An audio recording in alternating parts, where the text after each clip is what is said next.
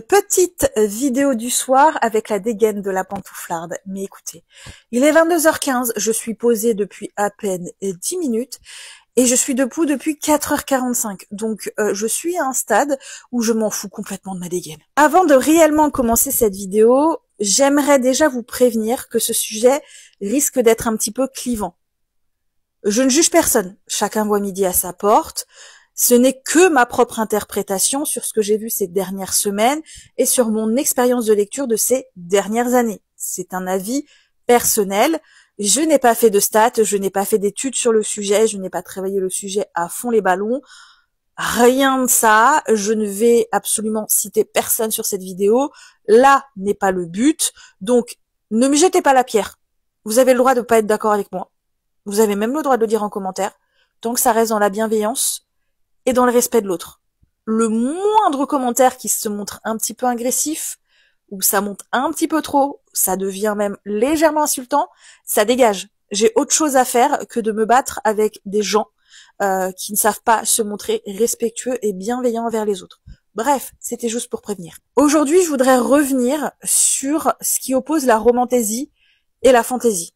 On est tous d'accord, ces dernières années, la romantaisie a pris énormément d'ampleur. C'est un genre qui est très bien vendu, qui plaît beaucoup, qui est très à la mode, notamment le young adulte, et ça prend beaucoup de place dans les librairies, malheureusement au détriment de la fantaisie. Et attention, je ne juge absolument personne puisque je lis les deux genres. Le problème qui se pose, ou au moins l'un des problèmes qui se pose selon moi, c'est que ces derniers temps, j'ai vu sur les réseaux sociaux quelques vidéos, ça commence à faire un petit peu beaucoup de personnes qui semblent confondre, voire amalgamer la romantaisie et la fantaisie. Or, la romantaisie, ce n'est pas de la fantaisie. La romantaisie, c'est un sous-genre de la romance, comme pourrait s'apparenter de la romance paranormale. Elle se sert des codes de la fantaisie pour appuyer son texte. Mais, pour moi, la romantaisie est différent de la fantaisie. Et attention, quand je dis différent, je dis pas que c'est moins bien, je dis juste que c'est différent. Dans la romantaisie, tout est là pour appuyer la romance, pour la servir et pour les voir souvent finir ensemble. Ils vécurent heureux et eurent beaucoup d'enfants. Tout est là vraiment pour appuyer cette relation, que ce soit les moments de tension, les séparations, les ennemis to lovers, tout vraiment est là pour qu'au final, il y ait des interactions entre les deux protagonistes. Et attention, c'est pas pour ça que l'univers est mal développé et qu'il n'y ait pas un vrai world building là-dedans. Mais tout est là pour appuyer cette relation. La romance prévaut à l'intrigue et au world building, selon moi. Ce qui n'est pas le cas dans la fantaisie.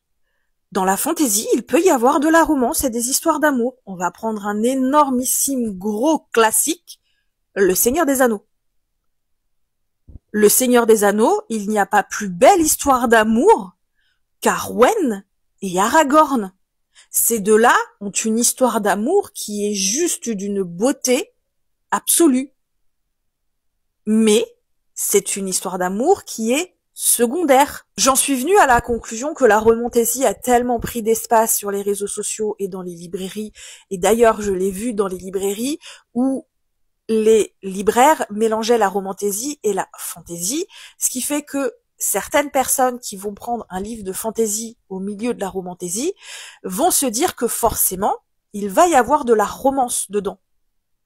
Et ils se retrouvent déçus quand c'est pas le cas, parce qu'ils pensent que la fantaisie, c'est de la romantaisie. Et quand on voit le livre, effectivement, ce n'est pas de la romantaisie, c'est de la fantaisie, ce qui est différent. Parce que même si la romantaisie a un univers bien développé, une intrigue extrêmement bien faite et des protas intéressants et attachants, le but reste de les voir interagir et de les voir être ensemble. La fantaisie a des enjeux totalement différents. Un exemple tout bête, L'Empire s'effondre de Sébastien Goll, je crois, où on va nous conter l'histoire de personnages à la suite de l'effondrement d'un empire après un attentat. Les enjeux sont complètement différents. Ce n'est pas la même chose. Et je trouve ça triste et dommage qu'on en arrive à un point où certaines personnes, et même les libraires, semble-t-il, finissent par confondre les deux.